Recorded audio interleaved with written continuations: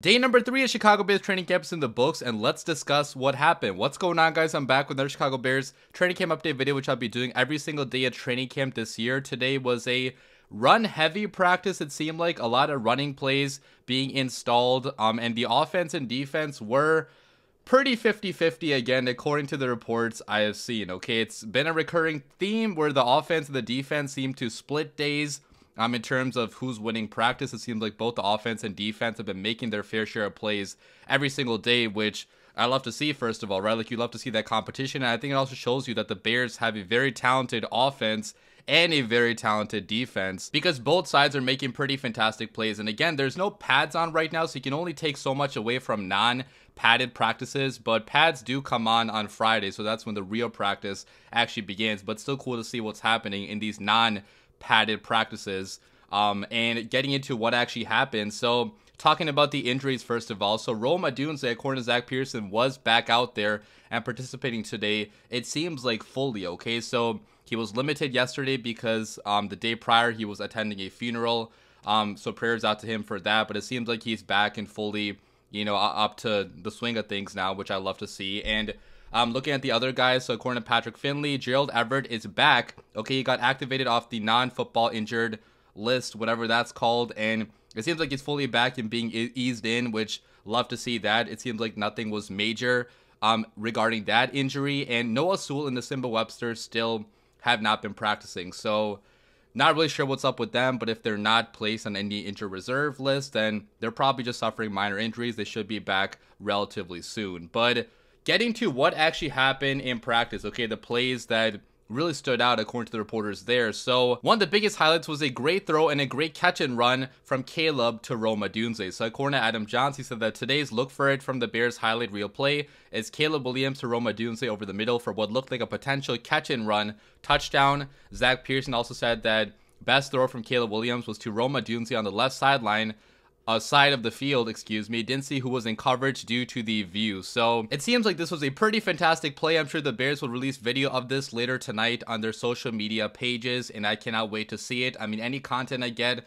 with Caleb throwing passes to Odunze is just extremely exciting, because these two could be in a Bears uniform, hopefully for a long time. It still boggles my mind that we got both Caleb Williams and Odunze, one of the best quarterback prospects in quite some time, with one of the best receiver prospects in quite some time, Odunze, both in a Bears uniform at the same time. Like, it's so damn cool. In the OTA program, these two were connecting pretty frequently in the second half of those practices. I know that Odunze missed a couple early on in OTAs because of injuries, and he missed, the first two of training camp, it seems like, due to, the funeral and ramping up from coming back from that. But it seems like these two, when they're on the same page, they are money. Like, they know each other's strengths and weaknesses already. They've practiced so much with each other in the off season, and obviously playing in the same conference in the Pac-12, well, what's now the Big Ten, I guess. But like, they've watched each other in college. They kind of have known each other already, so it's just cool to see that connection now being transferred over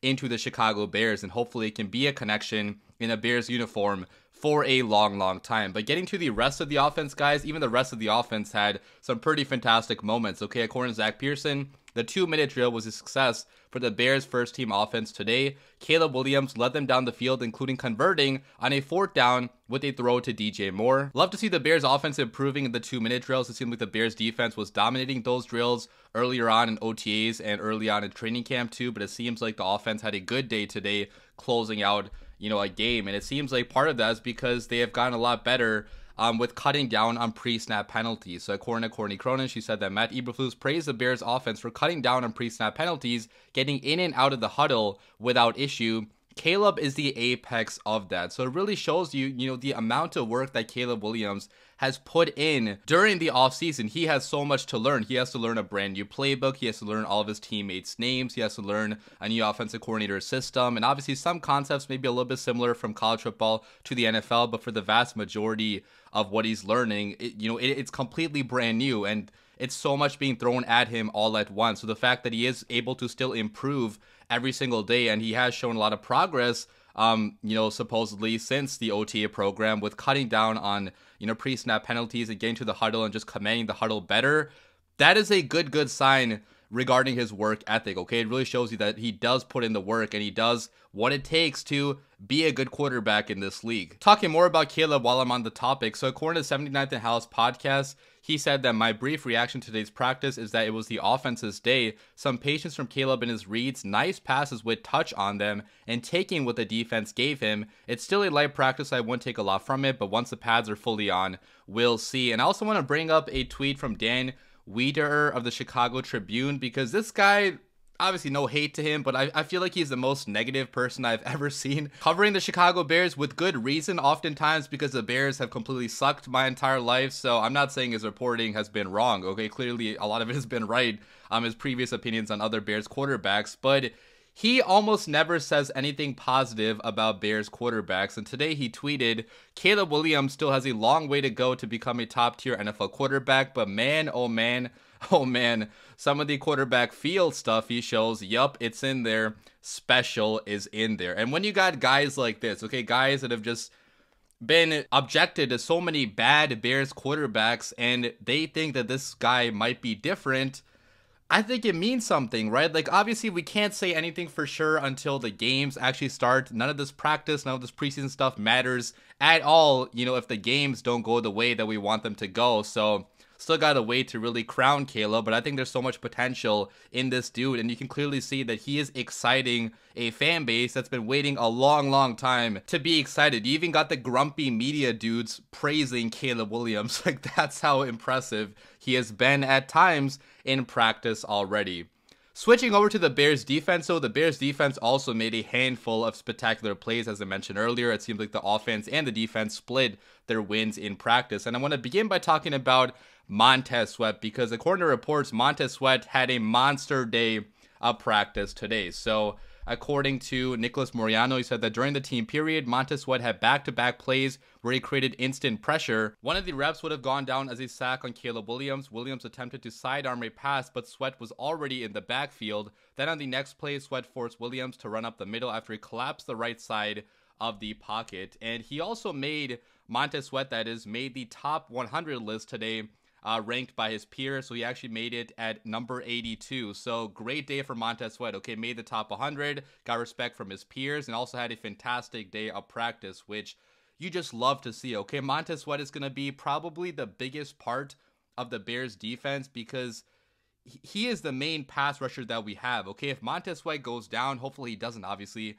you know, but if he goes down, like, the Bears defense would basically be screwed when it comes to pass rush, because he is the main star that we have up front. Now, I'm hoping for Javon Dexter to take a step forward. I'm hoping for, you know, Austin Booker, DeMarcus Walker, these guys to be better than expected this year. But Montez Sweat is the main cog up front that makes everything go. So expecting a big year out of Montez Sweat. If he can be as productive as he was in the second half of last year, the Bears defense could be a top 5 defense. I mean, that's how talented Montez Sweat actually is. And good to see the Bears offensive line getting, you know, practice and getting reps against a dominant edge rusher like a Montez Sweat. It's going to make the Bears offensive line a lot better as well, you know, having to go up against a guy like that. And speaking more about the Bears defensive line, it seems like they had a hell of a practice. Okay, so according to Adam Johns, the first team defense dominated one team period. Looked like Caleb Williams could have been sacked on every single play.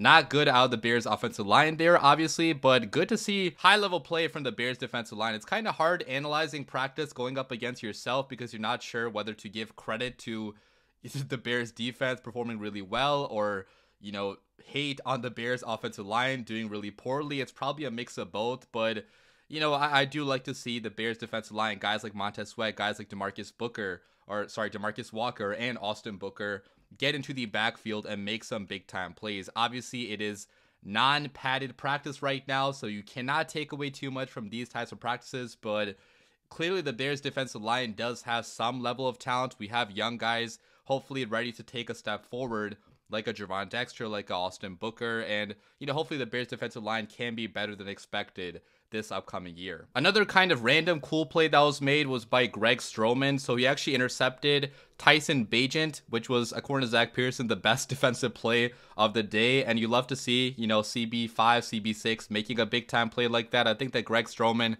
does have a pretty good chance of making the team, because the last couple years, and especially last year, like he did have to take over at points for injured cornerbacks and did relatively well. Okay, he's not a superstar, obviously, but he has enough athleticism. He knows the scheme enough at this point where I think he could be a good special teamer and a good guy to keep on the roster at, you know, CB5 or CB6, and we'll see what he can do in the preseason games if he is given that opportunity, which he should be, because that's what preseason reps are really for. But lastly, I do want to end this video by talking about a little bit of a play calling update. So according to 79th and House podcast, Flus noted that Eric Washington, our defensive coordinator, has actually been calling plays defensively in camp, and he's unsure as to what will be the process when games start.